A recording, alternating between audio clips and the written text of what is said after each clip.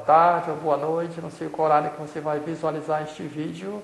Quero te dizer que espero que você seja bem e que neste dia de hoje, este vídeo da disciplina de História possa te ajudar a entender melhor um pouco do conteúdo que será agora em seguida apresentado a você. Que você possa ter aproveitamento com este vídeo. Estarei hoje apresentando o Egito e Kush. O Antigo Egito foi uma civilização da Antiguidade Oriental localizada no norte da África. O Egito é considerado o berço de uma das mais importantes civilizações da Antiguidade. E o reino de Kush é localizado no sul do Egito. Kush foi um antigo reino africano situado entre a primeira e a sexta catarata do rio Nilo, onde hoje se localiza o Sudão.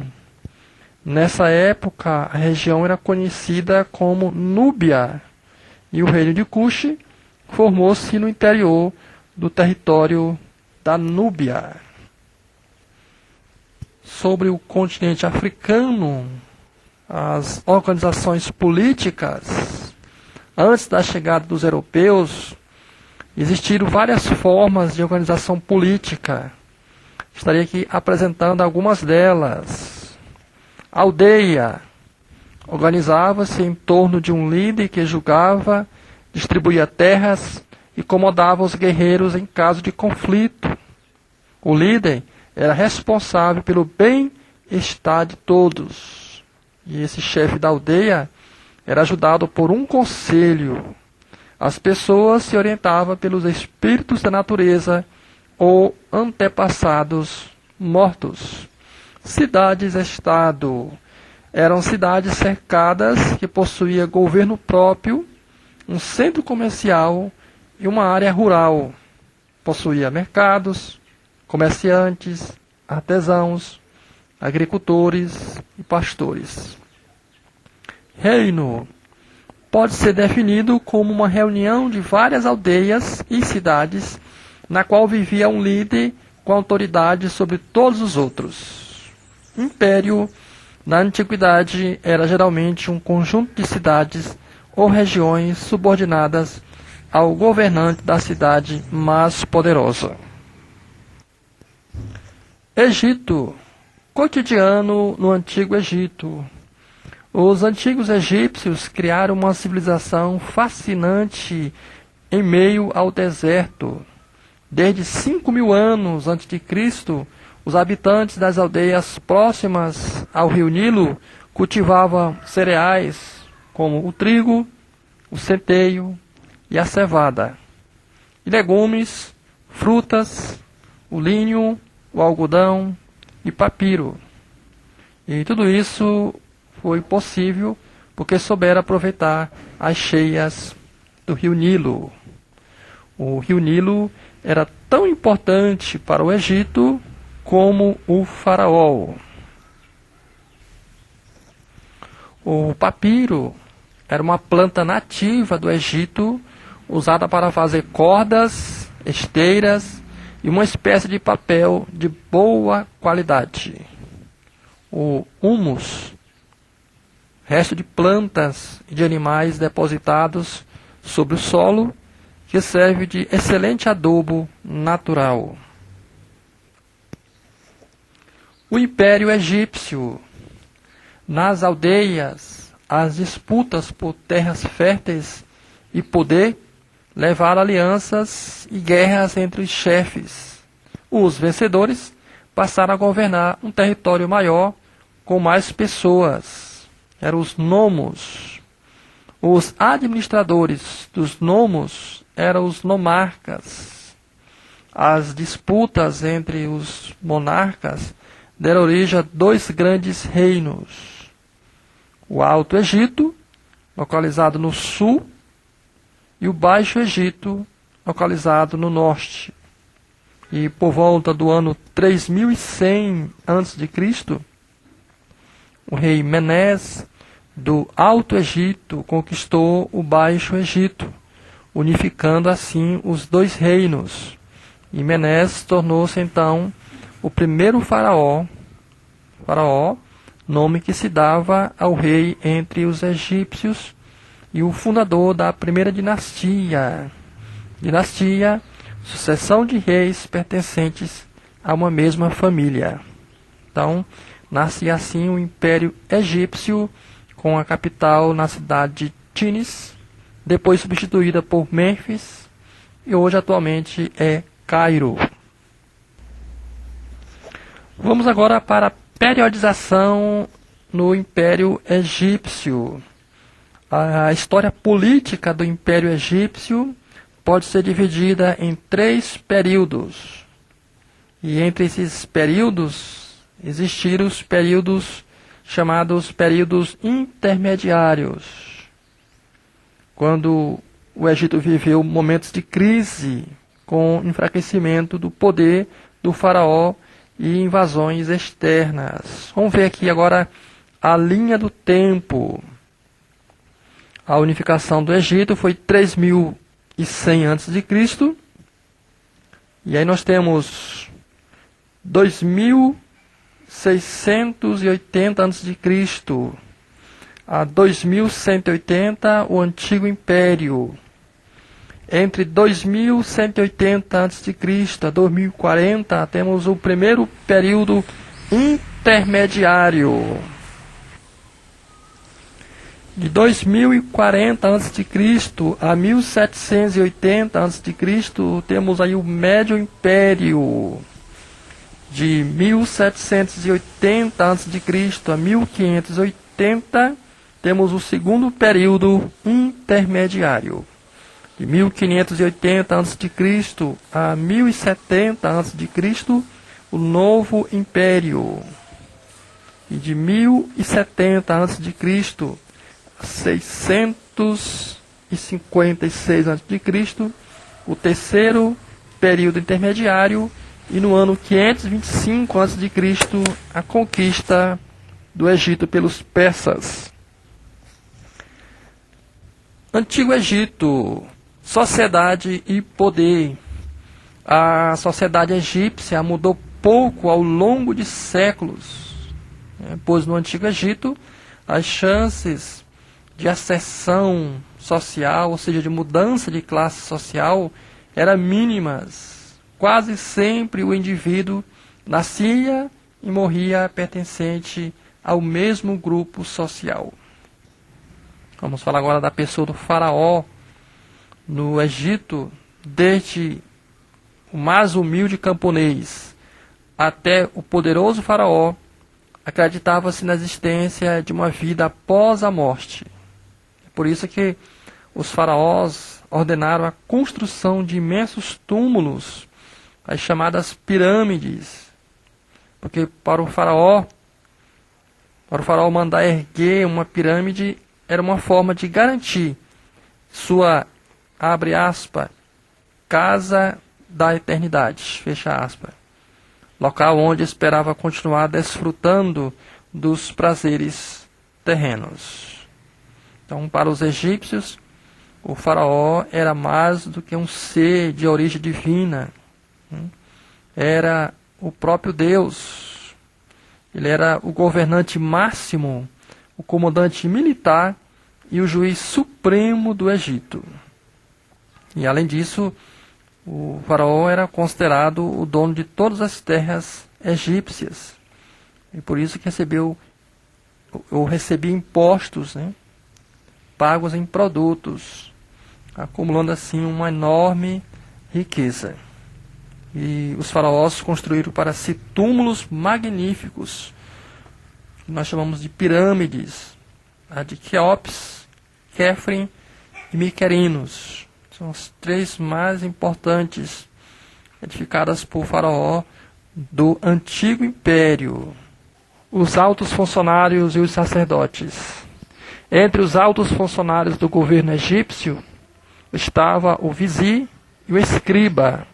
O vizir era a maior autoridade do país depois do faraó. Ele comandava a polícia, a justiça e a arrecadação de impostos em todo o império.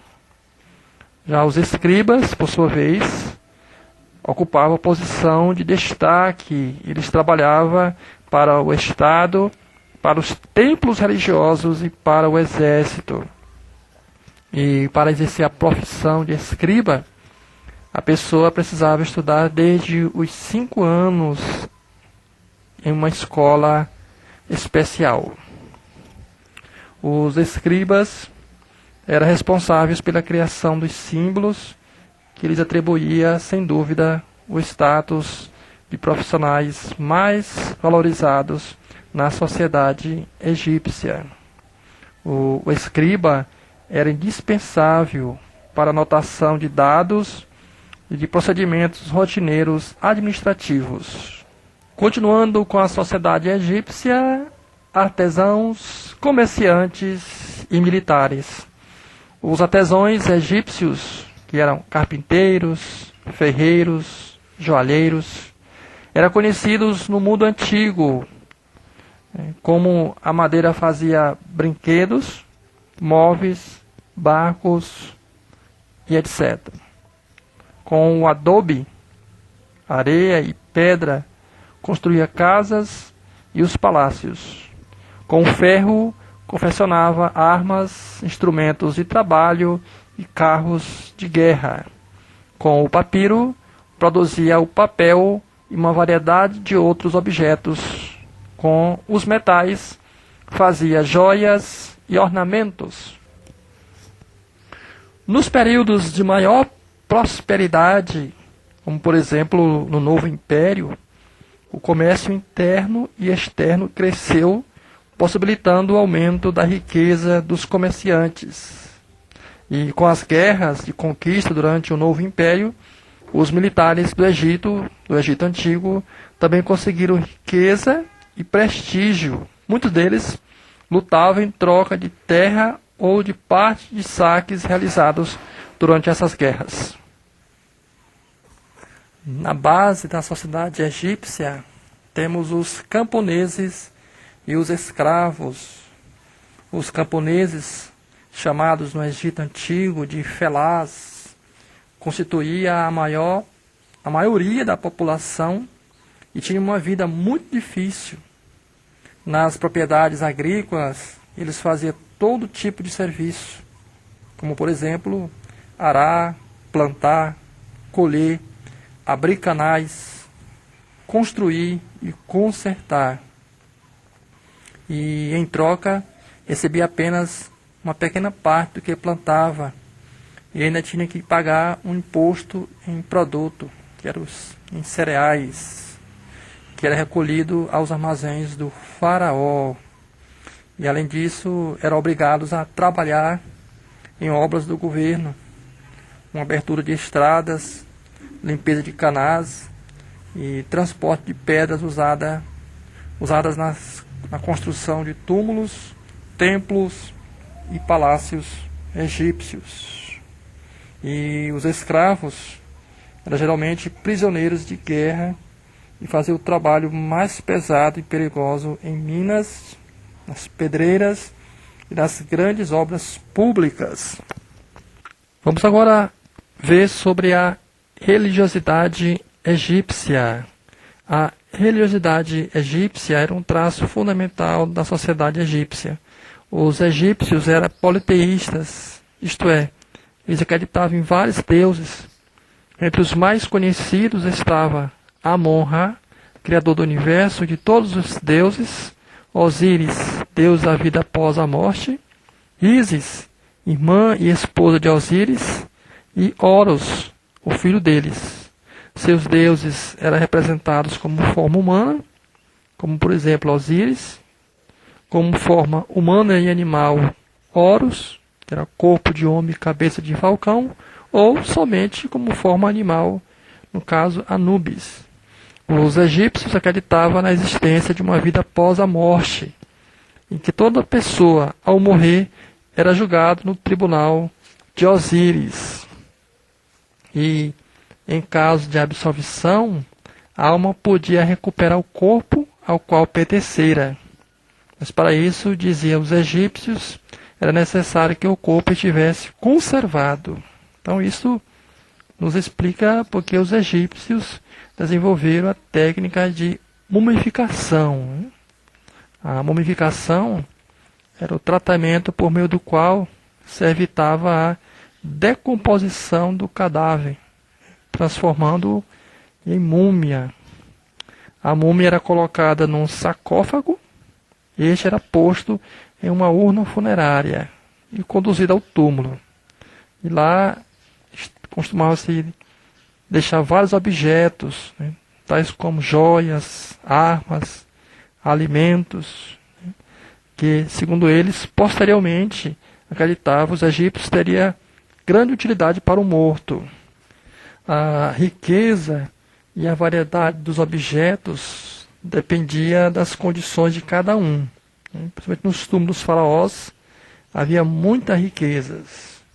No caso do túmulo do faraó Tutankhamon, por exemplo, havia um aposento repleto de objetos de luxo, muitos deles feitos de ouro, como por exemplo cadeiras, carros, armas, barcos, armários, poltronas, bastões, colares, estátuas, aparelhos de mesa, objetos pessoais, né?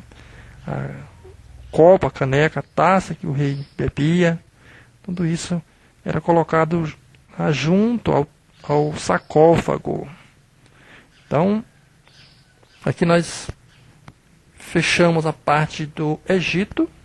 Vamos agora para o reino de Cuxi, né, que estava ali ao sul do Egito, na região, território compreendido como a Núbia.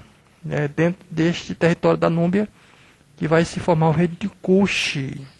E essa história, a história desse reino, está estreitamente ligada à do Egito, né?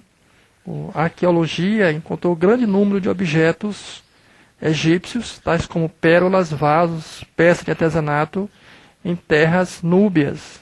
E produtos núbios, como pele de animais, marfim, ouro, ébano, em terras egípcias. Então, o que prova que contato comercial entre esses dois povos, dois reinos.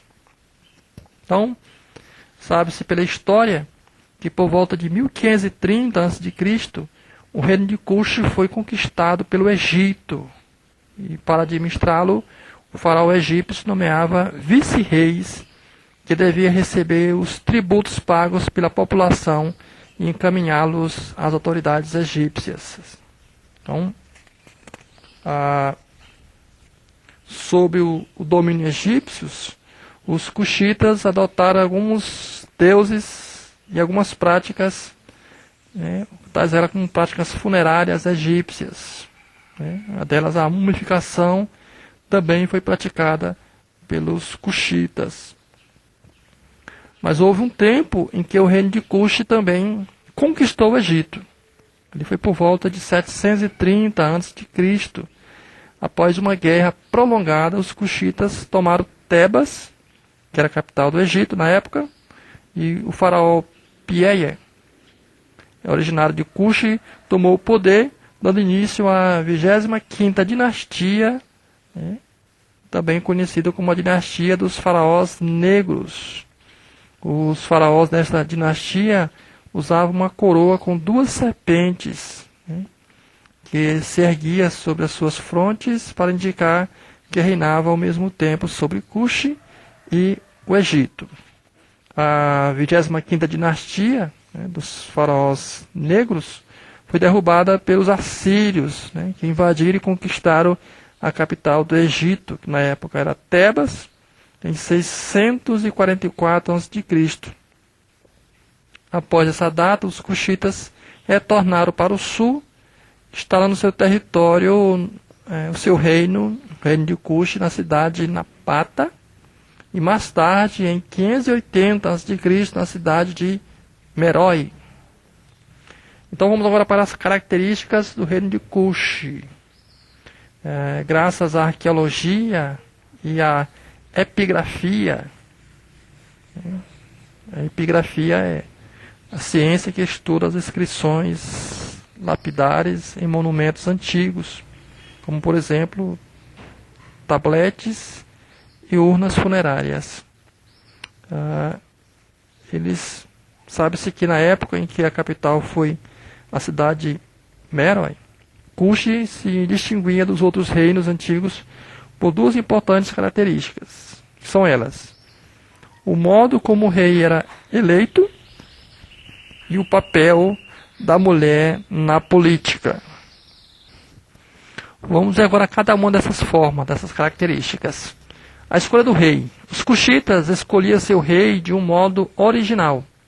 Inicialmente, os líderes das comunidades votavam naquele que consideravam mais preparado para o cargo de rei, e em seguida lançava sementes ao chão para perguntar aos deuses da cidade se a escolha foi acertada. Em caso de confirmação do deus, realizava-se uma festa que terminava com a coroação do novo rei. Esses reis, desses impérios da antiguidade, o rei tinha uma guarda permanente para protegê-lo e era auxiliado por um grupo de altos funcionários, como o chefe de tesouro, o escriba-mor e o comandante militar. No reino de Cush, o ofício de militar era valorizado, o que era de se esperar, tendo o poderoso Egito como vizinho. Então, em caso de necessidade, todos os homens eram convocados para a guerra.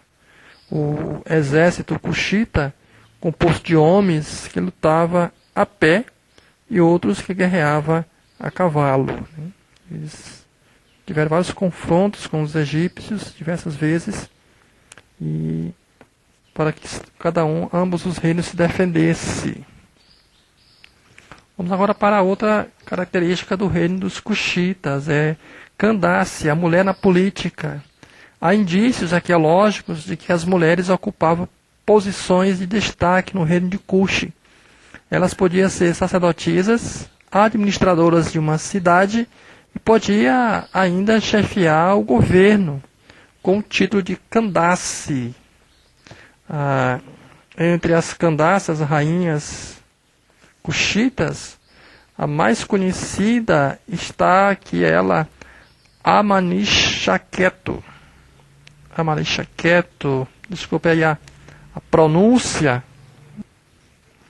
Esta rainha provavelmente liderou a resistência cuxita ao poderoso Império Romano. Então, para alguns historiadores africanos, a participação da mulher na política e o controle do governo cuxita sobre o ouro e as pedras preciosas e o ferro ajudaram a explicar a prosperidade do reino de Cush, bem como sua longa vida.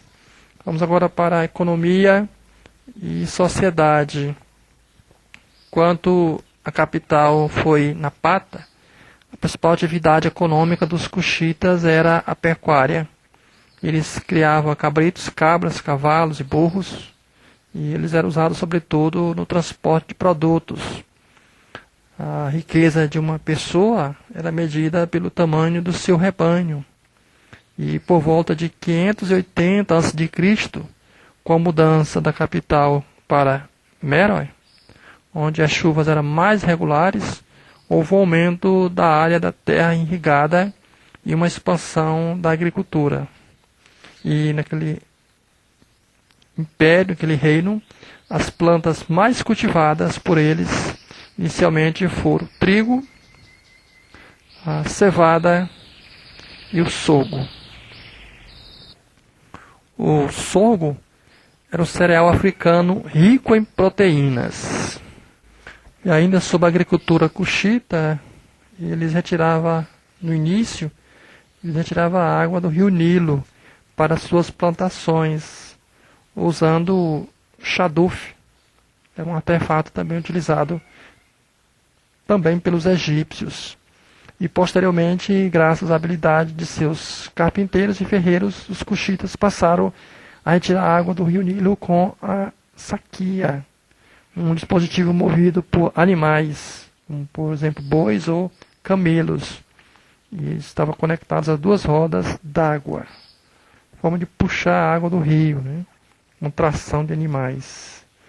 Mineração, artesanato e comércio. Vamos para a parte da economia. O solo cuxita era riquíssimo em metais, como ouro, ferro e pedras preciosas, como a mais preciosa lá, o rubi.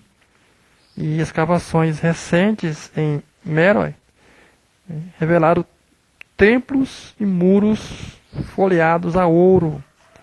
Calcula-se que durante sua existência, Cuxo chegou a produzir a espantosa quantia de 1.600 toneladas de ouro. Os governos cuxitas exerciam um rígido controle sobre a extração e o comércio nas minas. Então, entre os artesãos cuxitas, destacava-se os ferreiros e os marceneiros, que fabricavam camas, cadeiras, porta-joias e os tecelões, que faziam panos de linho, de algodão, os ceramistas e joalheiros. Eles faziam colares, braceletes, brincos e anéis de ouro, prata e pedras preciosas. Então, boa parte do artesanato cuxita era vendida para outras regiões do mundo antigo. Meroe ficava na encruzilhada por onde passavam caravanas de comerciantes carregados de produtos provenientes de vários pontos da África. Então, os cuxitas vendiam para o Egito ouro, incenso, ébano, óleos, marfim, pedras preciosas, penas de avestruz e pele de leopardo. E da terra dos faraós eles compravam, sobretudo, vasos, pérolas e papiro. A sociedade cuxita. Pouco ainda que se sabe sobre a sociedade cuxita.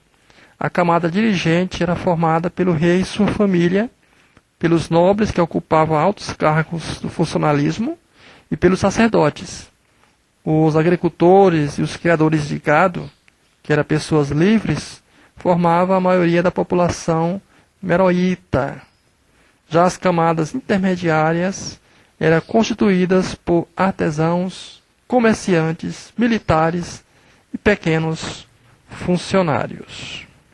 Então, aqui chegamos nessa breve exposição sobre o reino do Egito e o reino de Cuxi, e dando uma visão sobre as principais características desses dois reinos, um pouco da sua história. Então cheguei ao final do vídeo, recomendo você pegar o seu livro de história, fazer uma releitura, observando todos os tópicos e entrando na atividade.